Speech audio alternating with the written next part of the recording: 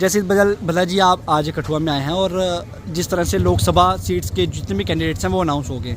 BJP ने जो है अब एक बार फिर से डॉक्टर जितेंद्र सिंह जी को उतार दिया है। तो बीजेपी के जितने भी लीडर्स हैं वो उनका यही बयान आ रहा है कि जो कांग्रेस है हमारी टक्कर जो है वो कांग्रेस के साथ रहती है और कांग्रेस के पास जो है वो अपना प्रत्याशी नहीं है, इसलिए वो जो है कहीं और से जो है वो प्रत्याशी ढूंढ के जो है वो लाना चाह रहे हैं, जिसके चलते इतनी देरी जो है वो लग रही है। देखिए, ये बड़ी हास्य की बात हमको लगती है कि ये कैसे बोल सकते हैं।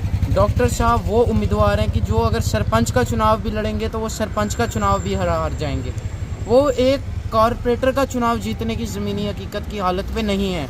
वो बयान देते हैं। आप मुझे बताओ, उस हिसाब से तो जो आपकी अनंतनाग की सीट है, रजौरी की सीट है, वहाँ पे भी बीजेपी का कोई उम्मीदवार नहीं उतरा है। बीजेपी ने सिर्फ टोटल 2 लिस्ट निकाली हैं अभी तक, बाकी लिस्टें तो नहीं निकाली हैं। एंड राउंड जो 150 की 160 इतना कैंडिडेट्स का बीजेपी ने निकाला है, बाकी तो नहीं निकाला है। कांग्रेस पार्टी जो है वो इकट्ठे निकालेगी जितनी भी सीटें हैं, तो वो तो एक ही बात हो गई। अब बीजेपी के पास को कुछ पता नहीं है, ज़मीनी हकीकत उनको पता है कि कठुआ की इन लोगों ने क्या कर दी हुई है। आपको याद होगा जब यहाँ पे टोल प्लाजा के ऊपर प्रदर्शन हो रहा था, इतना जमखम से प्रदर्शन हो रहा था, भाजपा के नेता ने राजपूतों को बिकाऊ बोला था, कविंदर गुप्ता जी ने। लाठियाँ बरसाई गई थी भारतीय जनता पार्टी के द्वारा। तो RS पठानिया जी ने ये बयान दिया था कि राजपूतों ने मेरा आइडिया को कॉपी किया है। उसके बाद बीजेपी को सपोर्ट कौन करेगा? आप मुझे एक बात बताइए। चाहे आप कठुआ की बात करो, भदरवाह की बात करो, यहाँ पर तो हमको दिखता नहीं।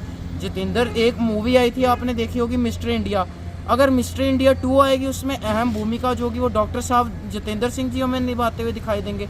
वो तो हमें दिखाई नहीं दिए कठुआ उधमपुर कहीं पे, वो कहीं पे चल के गए हो या कहीं कार पे ही गए हो, बाइक पे, बिना हेलीकॉप्टर के वो जगह पे उतरते नहीं है। तो इनको वोट कौन देगा? मुझे एक चीज़ के बाद बताओ। डेली वेजर इनके खिलाफ है, जितने भी बिजनेसमैन सारे इनके खिलाफ है, इनको वोट कौन देगा? तो ये इनका जो चुनावी इनकी हार होने वाली है।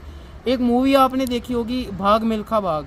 अब भाग जितेंद्र भाग की मूवी आती हुई दिखाई देगी, क्योंकि जनता इनको भगाते हुए दिखाई देगी ज़मीनी की। एक सवाल आपसे रहेगा, जिस तरह से प्रधानमंत्री नरेंद्र मोदी जो है 2 बार जम्मू कश्मीर का दौरा कर चुके हैं, क्योंकि अब लोकसभा चुनाव आने वाले हैं, इसलिए जो है वो ऐसे अंदाज लगाए जा रहे हैं कि उन्होंने इसलिए दौरा किया, क्योंकि उससे पहले जो है वो चुनाव के बाद यहाँ पर नहीं आए थे। तो डेली वेजर्स जो है वो हमेशा अपने हक हकूक़ की बात के लिए जो है वो प्रदर्शन करते आ रहे हैं, लेकिन 2 बार दौरे करने पर भी उनकी बात जो है वो नहीं सुनी गई और केवल यही लॉलीपॉप दिया जाता है कि विकास कार्य जो है वो लगभग चल रहे हैं। तो क्या देखते हैं कि डेली वेजर्स क्या विकास के चलते अपने रोजी रोटी कमा रहे हैं, या जो अपनी मेहनत का जो काम कर रहे हैं उसके चलते जो अपनी रोजी रोटी कमा रहे हैं?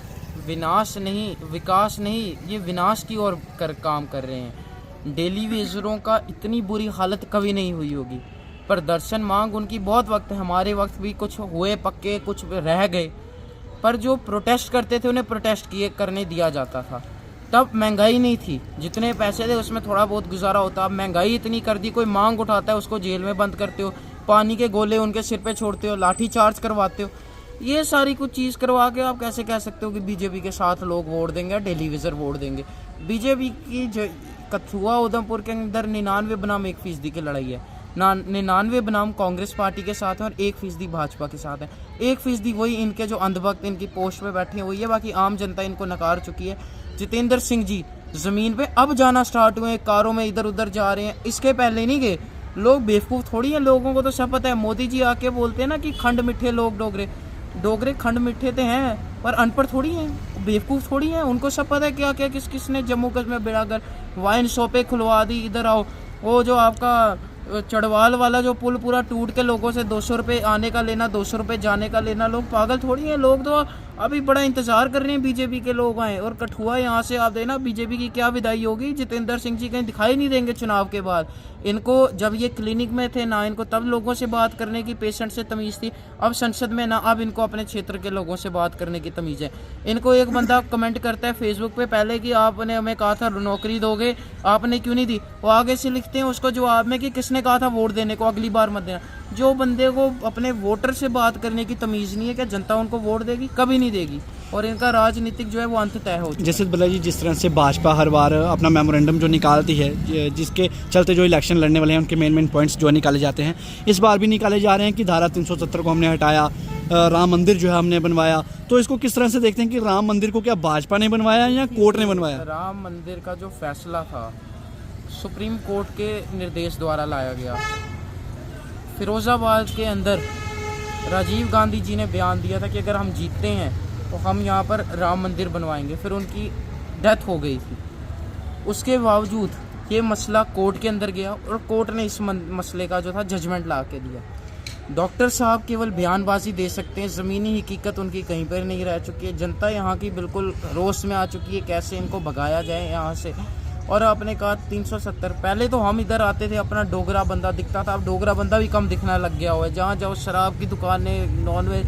अभी आपने एक दुर्भाग्य वाली घटना सुनी होगी, जानीपुर के अंदर आपके इधर आई होगी कि एक गाय की निर्मम रूप से हत्या करके रोड पे फेंक दिया गया। आज के वक्त अगर एक बंदा अपनी बाइक से जो वाइट जो लाइन होती है, जो ज़ेब्रा क्रॉसिंग पे उधर टच होता है, 1 सेकंड के अंदर मैसेज आता है कि आपका बैंक से इतना पैसा कट गया।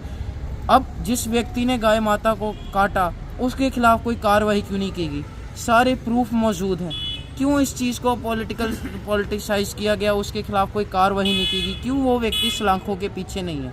पहले 370 में जो यहाँ आरपीसी रणबीर पैनल कोड लगता था, गोहत्या बैन थी, अब गोहत्या बैन का प्रतिबंध हट गया। कितनी देखिए दुर्भाग्य की बात है, एक निखिल सिंह यहाँ का व्यक्ति वीडियो बनाता है, जो आपके उधर एलपीयू के अंदर वो प्रोस्टिट्यूट पे वीडियो बनाता है, उसको जेल हो जाती है। जो गाय माता को काट के फेंक दे उसको जेल नहीं होती। क्या ये तरक्की वाला विकसित जम्मू और कश्मीर की ये बात करते हैं? आतंकवादी इतनी घटनाएं बेड़ा गर्क यहाँ के लोगों का जम्मू कश्मीर का कर दिया। लोग इनको 100 साल याद रखेंगे बुरे काम के लिए कि कोई ऐसा नहीं था। जैसे भल्ला जी, जिस तरह से भाजपा का नारा है 400 पार, तो उसको किस तरह से देखते हैं? क्या 400 पार होगा अब की या फिर पूरा ही भाजपा पार होगा? अब की बार शून्य पार होगा। शून्य पे इनकी आके पार्टी सिमटेगी। और जम्मू कश्मीर का जहाँ का मैं नागरिक हूँ, मैं आपको यहाँ से गारंटी दे सकता हूँ कि एक मोदी जी भी गारंटी देते हैं कि कौन सी का अपनी गारंटी देते हैं, गारंटी वाली गाड़ी निकालते हैं। डोगरों की भी एक गारंटी है कि बीजेपी जम्मू कश्मीर में फिर कभी नहीं आ पाएगी। ये डोगरों की गारंटी है। जैसे भल्ला जी, एक आखिरी सवाल रहेगा। जिस तरह से राजनीतिक गलियारों में एक चर्चा थी कि चौधरी लाल सिंह भाजपा ज्वाइन कर रहे हैं, तो भाजपा तो वो नहीं ज्वाइन कर पाए, अब एक बार फिर से चर्चा है कि कांग्रेस ज्वाइन करें। क्या लगता है कि सच में कांग्रेस में वो ज्वाइन करेंगे? लाल सिंह जी एक शेर व्यक्ति हैं। भारतीय जनता पार्टी ने डोगरों के साथ जो बुरे काम किए, हमारे महाराजाओं का सबका नाम ख़त्म करने की कोशिश की, लोगों के ऊपर ईडी आईडी इन सब का दुरुपयोग किया गया, वो कभी भी मरते मर जाएंगे पर वो उस पार्टी के उसमें नहीं जाएंगे जिन्होंने इनका ह्यूमिलेशन किया। वो एक सच्चे डोगरे बंदे हैं, अपनी ज़ुबान पे लड़ने वाले बंदे हैं, और वो कभी उस पार्टी के अंदर दोबारा नहीं जाएंगे। कांग्रेस का क्या दावा रहेगा? कितनी सीट्स जो है वो इस बार लोकसभा चुनाव से जीतेंगे? देखिए, भाजपा 0 सीट जीत रही है। हम जहाँ लड़ेंगे हम वहाँ जीत के आएंगे। मैं आपको ये अपना विश्वास दे सकता हूँ।